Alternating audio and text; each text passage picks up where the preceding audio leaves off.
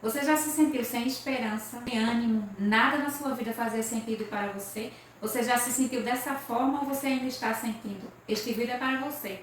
Se acolha com todos os seus sentimentos, de toda a forma que você está se sentindo. Além do mais, existem diversos motivos para você estar se sentindo da forma que você está sentindo. Talvez você perdeu um ente querido, um amigo, talvez seu animal de estimação, talvez você estudou tanto para o concurso público e não passou, talvez por Enem. Talvez você perdeu um relacionamento. São diversos motivos para você estar se sentindo da forma que você está se sentindo. Então se acolha. O luto pode causar falta de esperança, desânimo, tristeza. E também quando a gente estuda muito para algo e a gente não consegue alcançar aquele algo que a gente passou muito tempo tentando e não conseguiu. É comum nos sentirmos frustrados, tristes, desanimados, com baixa autoestima. Quando uma relação termina, muitas vezes, muitas pessoas ficam desanimadas, porque o laço foi rompido. É um luto que você vai vivendo suas novas formas de enxergar a vida, suas novas formas de viver. E se você também recebeu algum diagnóstico de alguma doença inesperada que você não sabia que estava doente e de repente você foi fazer seus exames e você descobriu que estava doente. Então, nesse momento, perde a esperança também. Apesar de qualquer condição que esteja te deixando sem esperança, é preciso se acolher. Eu vou te trazer alguns exemplos aqui para que você reflita a partir da vida daquelas pessoas e você traga umas reflexões para a sua própria vida. A partir da desesperança, algumas pessoas começaram a ver esperança, ver uma luz no fim do túnel.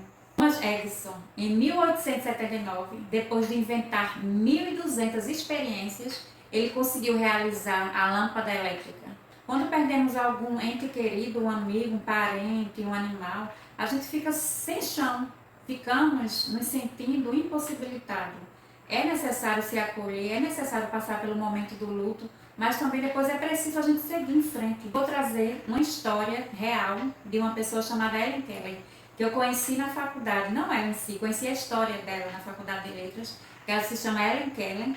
Ela era surda e cega, tornou-se escritora, filósofa, lutou a favor dos direitos sociais, em defesa das mulheres e das pessoas com deficiência. A Helen Keller, ela não escutava e nem enxergava por uma doença que acometeu. Ela era cega e surda e superou os obstáculos e teve todas essas profissões que eu falei anteriormente. Além do mais, teve uma professora, e essa professora, se eu não me engano, ela se chama Anne. Eu acho que é isso que ela chama. E Anne foi mostrando para ela como era que ela deveria se portar em relação à vida, sem a enxergar e sem ela ouvir. Ela foi levando para ela significado sobre a vida, como as cores. Ela cozinhava batata e colocava na mão dela e apertava, mostrando para ela que aquilo era quente. Era uma forma dela ter percepção. Antes de chegar essa professora na casa dela, ela comia como fosse um animal selvagem. Não tinha moldes, porque ela não sabia de nada. Os pais dela também não sabiam como se comportar, como ter um relacionamento com a filha, que a filha não enxergava e nem a filha ouvia. Ela passou por todos esses processos e foi a primeira pessoa surda e cega a cursar uma faculdade. Eu não sei se você também conhece a história de Thaís Persosa, ela é uma atriz.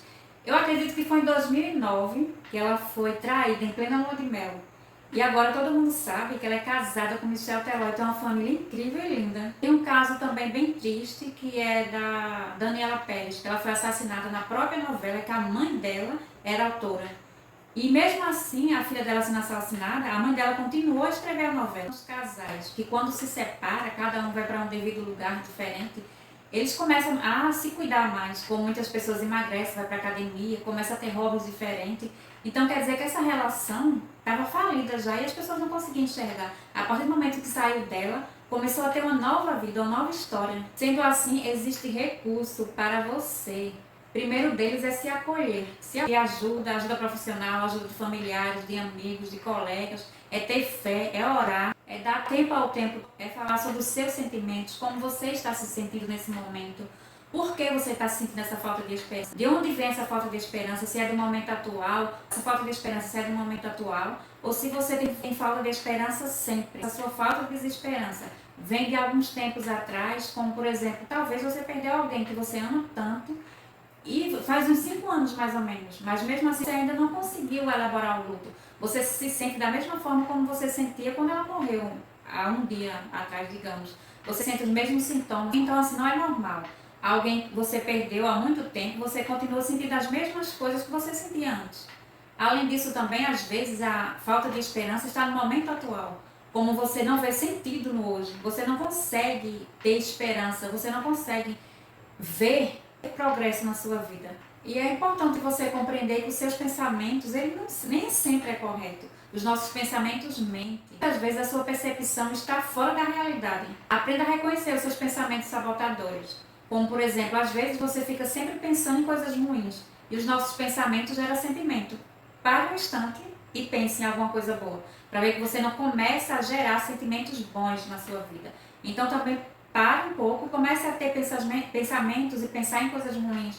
Para ver que você também não tem sentimentos ruins. Então os nossos pensamentos geram sentimento. E também você às vezes não consegue perceber a sua evolução contínua, a sua evolução diária.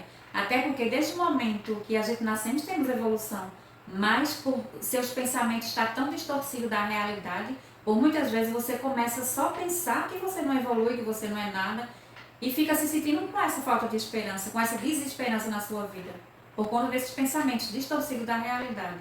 Porque se você começar a parar para pensar, você já teve muitos progressos, seja do menor ao maior, mas você já teve diversos progressos. Como, por exemplo, desde quando a gente nasceu, a gente teve progresso, porque senão estávamos ainda rastejando, estávamos engateando. Então, uma criança que já tem 1 ano, que já andou, ela teve progresso em andar. Uma criança que já nasceu, ela teve progresso em nascer e sair da barriga da mãe. Ou seja, todo mundo, todos nós, todos os dias, temos progresso.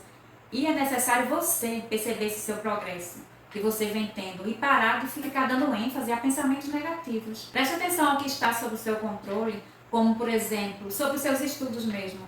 Talvez você estudou muito para passar em um concurso público ou no Enem não conseguiu passar. Então veja aquelas provas, quais foram os erros que você mais teve ali e a partir desses erros você estudar, dar mais ênfase nessas matérias que você teve mais dificuldade e a partir disso você começa a elaborar uns estudos diferenciados para que você aprenda melhor e com esse aprendizado fica passar na sua próxima tentativa. Então, isso aí é algo que está sob o seu controle. Enfim, eu trouxe aqui alguns exemplos de falta de esperança, pessoas reais, que talvez não enxergavam naquele momento esperança para a sua vida, mas depois de algum tempo começou a ter esperança, ver luz no fim do túnel.